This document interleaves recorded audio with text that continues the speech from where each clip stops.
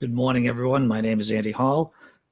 This is news that you can use to fight fascism, theocracy, authoritarianism at home and abroad. This is the Disappointed Cat Morning Show. Good morning once again. Positive news. The news cycle has so much negativity going on right now with the invasion of Ukraine by the Russians, and we're going to be touching on that. But I wanted to start off the show this morning with something positive. God fail. QAnon Texas cultist loses by 40 points after declaring that Jesus had appointed her to the seat. Is there video? Yes, there is video. Let's take a look at what she had to say before the election.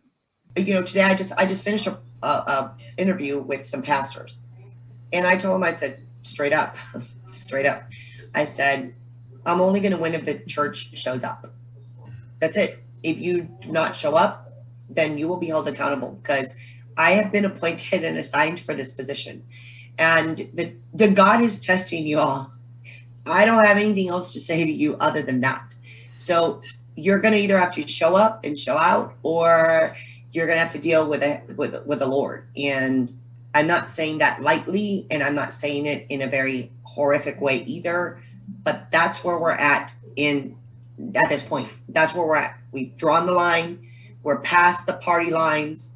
We are now fighting a very evil, demonic. It's a hierarchy. It's just a hierarchy. Just evil. Yeah, it is. You're exactly right. It's evil. And I'm going to talk to the manager about the evil, and you have to show up. Because if not, things will happen. I'm not going to say what they are. It's not me saying it. It's God, really, because he appointed me to this seat. That's Bianca Gracia. You might be surprised to hear that she was part of the Latinos for Trump group, too, when Donald J. Trump did his last failed bid to be president of the United States to get reelected. Oh, wow. So how much did she lose by? That's a good question, and I'm glad that you asked. Here it is from Right Wing Watch.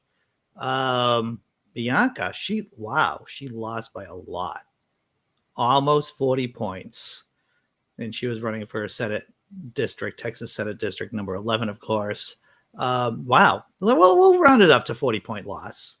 I guess the church didn't turn out for Bianca. Single tear, everyone. Good morning. I'm going to check out the chat if you're watching on Twitter or on Facebook. You'll see that I'm talking to people in the YouTube chat. That's just because I'm a one-man operation. This is the software I can afford. Evil. There was a lot of evil there. And, that's the arrogance of these QAnon cultists, is that they're all about being appointed by God and telling you about being appointed by God.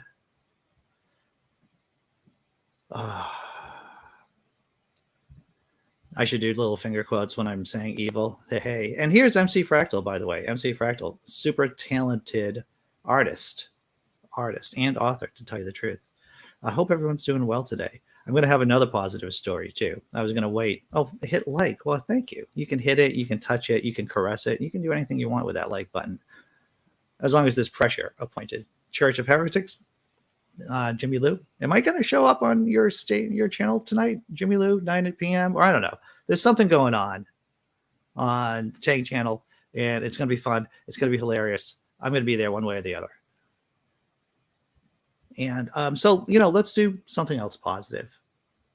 And this was just a breaking story. It has to do with this yacht. Now, and it was seized by the French, seizes super yacht. Seizure of super yacht by sanctioned Russian oligarch. Paris, CNN Business. France has seized a yacht owned by Russian oligarch Igor Sechin, the French finance ministry said in a statement on Thursday. Sechin is the CEO of Russian oil giant Rosneft. The European Union sanctioned Sechin earlier this week, describing him as one of Russian President Vladimir Putin's most trusted and closest advisors, as well as his personal friend. The yacht, named Amor Vero, that's how I'm pronouncing it, or True Love in Italian, arrived at the French Mediterranean port of, I'm going to butcher this name too, of La Charette In January, it was scheduled to leave the port on April the 1st. Thank you to the French customs officers who are enforcing the European Union's sanctions against those close to the Russian government. French Finance Minister Bruno Le Maire said in a tweet, how about that? Didn't I mention just the other day that we're going to be seeing yachts being seized, personal property of oligarchs being seized? Oh, it's a beautiful thing, everyone. It's a beautiful thing. We're going to be seeing more of that. That's just one of the yachts being seized. That's just one of the pieces of property being seized right now. So good vibes going on this Thursday, which I guess is Junior Friday. Is that what Thursday's official title is? I'm looking forward to the weekend. Glenn Chesterton, congratulations. Now she, woman from our first story, the QAnon cultist there, Bianca, now she can devote her time to fighting a child trafficking at Pizza Hut. Yes, indeed. Well said, Glenn. Okay.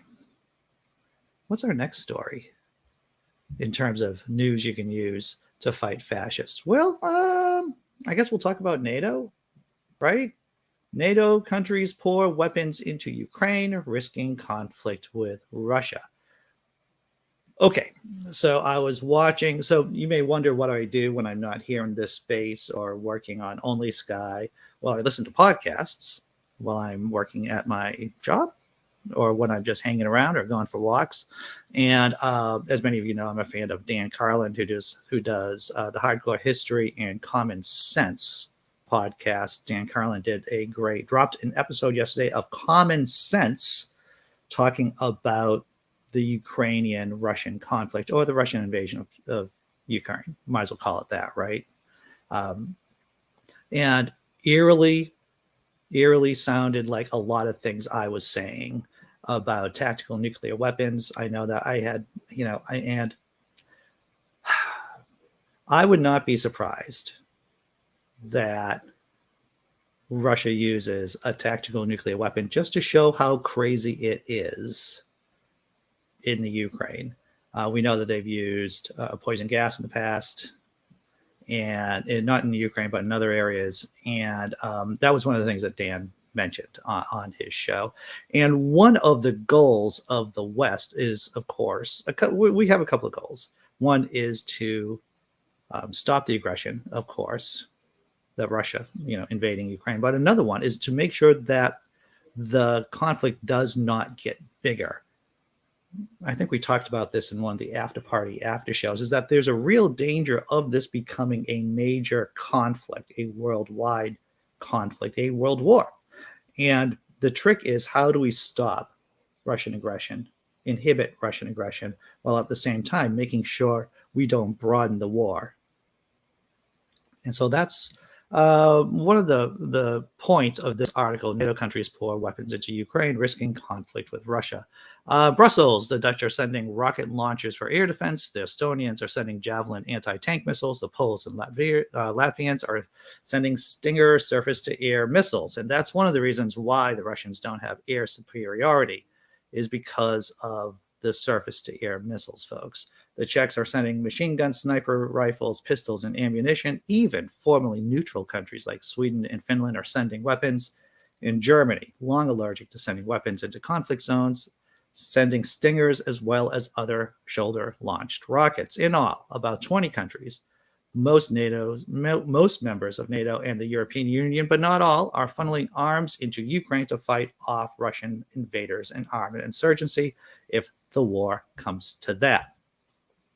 At the same time, NATO is moving military equipment and as many as 22,000 more troops into member states bordering Russia and Belarus to reassure them and enhance deterrence. The Russian invasion of Ukraine has brought European countries together, minds concentrated by the larger threat to European security presented by Russian President Vladimir Putin. So there are a variety of different ways. The article goes on about how there can be accidental expansion of the war. For an example, if there are rebels and let's say that Ukraine does fall and rebels go back and forth from the Polish border into Ukraine, then the Russians might say, well, we have total rights to go into Poland, for an example, to get these rebels So that's just one of the scenarios. Well, what if a Russian fighter happens to go into NATO territory by mistake?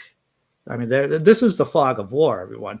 People do make legitimate mistakes. And I'm not being an apologist for Vladimir Putin at all. But sometimes people make mistakes. And let's say a Russian fighter mistakenly goes into NATO airspace and gets shot down. Things like this has happened before. And it can easily escalate into a broader conflict. So that's the trick. How do we inhibit Russian aggression without expanding the war? And that is a needle that I think Joe Biden has been threading pretty gosh darn well so far.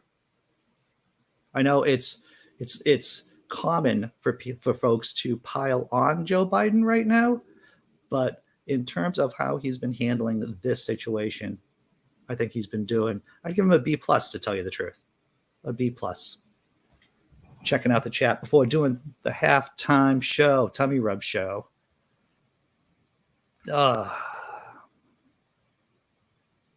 Let's see, Tesla Ranger says it's not even a NATO country yet, and Europe is protecting Ukraine. I noticed that the like button is free. If you want to press the like button, Ian Davenport, go right ahead. Well, this is Steve Taylor. How you doing, Steve? Ukraine is holding the torch of democracy better than us, with the Republican GQP trying to snuff it out. You're right about that. It's funny about how a lot of Republicans have taken an about face on Ukraine, because remember, Donald J. Trump, when he was president, was harassing, belittling, giving the Ukrainians a lot of trouble. And now these very same Republicans who were supporting Trump just a few years ago are now like, oh, Ukraine is a democracy and we have to defend it. Why isn't Joe Biden doing more to protect Ukraine? Same freaking Republicans, complete hypocrites on this. Okay, I think I caught up with everyone in the chat. Let's do the halftime tummy rub show. And the reason why we do this is that the news is so crazy. It's important to keep our sanity. And hey, everyone, no ads here, right? There's no ads. Funded by people like you, YouTube members, patrons, people who drop super chats in the chat here on YouTube. Thank you for your contributions. Yeah, no ads, right? Which is pretty awesome. I think I hate ads myself. I think most of you do too. So hey, check out a cat.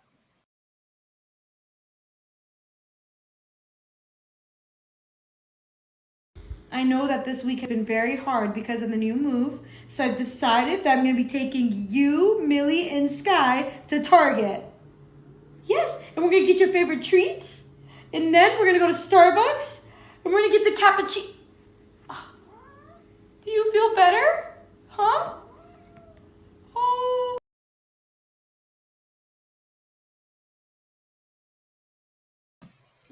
I thought the cat was going to bap her in the face when the cat started. That's what I thought, but it turned out to be a very sweet video. So I thought I'd have to share it, especially with the news, how the news is right now. Something nice to share with you all. What else do we have for stories? Search. Oh, wow. All right. So, yeah, this is Big Zebra mentioned this yesterday in the after party. By the way, we do an open room. And if you want to join us in the open room on YouTube, there's a link to be on the panel below. And if you just want to watch it, there's a link to the channel, to the second channel, to our sister channel, brother channel, one of those channels, our related channel, in the description below.